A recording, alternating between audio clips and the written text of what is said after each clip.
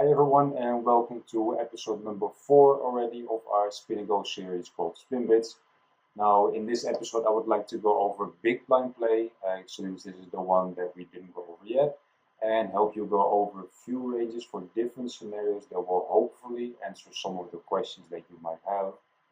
Now I won't go over every single range for every single position in this episode.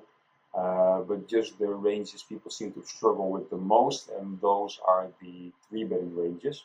As for flatting, that is mostly up to you. Now, in general, you can defend very wide if you're capable of making it work post flop. So if you are capable of playing those hands profitably there as well, so I will leave that up to you. Now, let's jump right in and start with us in the big blind against the button. Just like in the last video, I will go over 2 different phases. Those phases are phase 1, where effective stack sizes are 17 till 25 big blinds, and then phase number 2, where effective stack sizes are between 10 and 16 big blinds. So starting at 17 till 25 big blinds, we can obviously defend much wider than from the small blind. We are closing the action, we are getting much better odds. Just to name a couple of reasons why. But we also have to defend by 3-betting, of course, as you probably are well aware of. So let's get started with that range. Now at 17 to 25 big blinds, we want to have a shoving range, and we also want to have a non-all-in 3-betting range. Now, depending on the type of opponent, some hands can shift from one part of the range to the other. But this range right here that you can see on the screen next to me should give you a very good starting point of what that range should look like. So we're shoving all pocket pairs between deuces and eights, then ace-6 suited up to ace-10 suited. We are shoving ace-9 offsuit, ace-king offsuit, etc. And we are 3-betting non-all-in with 9s plus and ace-jack suited plus. Now again, some opponents this would change. Some opponents you already know they're gonna call you very, very light, so you can start shoving. You can start shoving your 10s, your jacks, because they're just gonna call you all-in for sure. That is just up to you. That's game flow dependent, which is just really up to the poker player himself to decide in game how to react to that. Now, as for calling or flatting from the big blind against the button min raise, we can go pretty wide.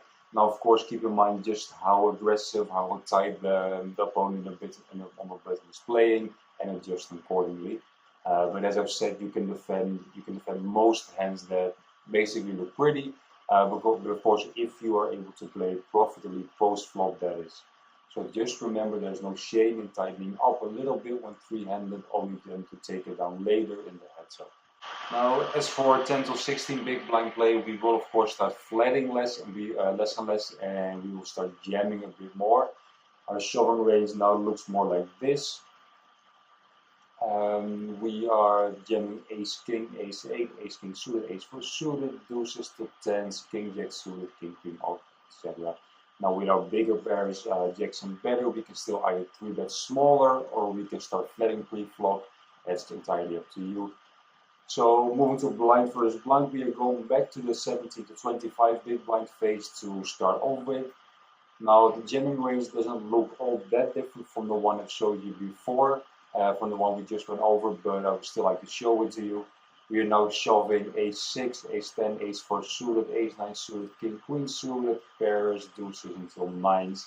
As for non-all-in 3-betting, we can do it with ace-jack plus, ace-10 suited, 10s or better. Then moving on to 10 to 16 big blinds, things are changing a bit, as you can see.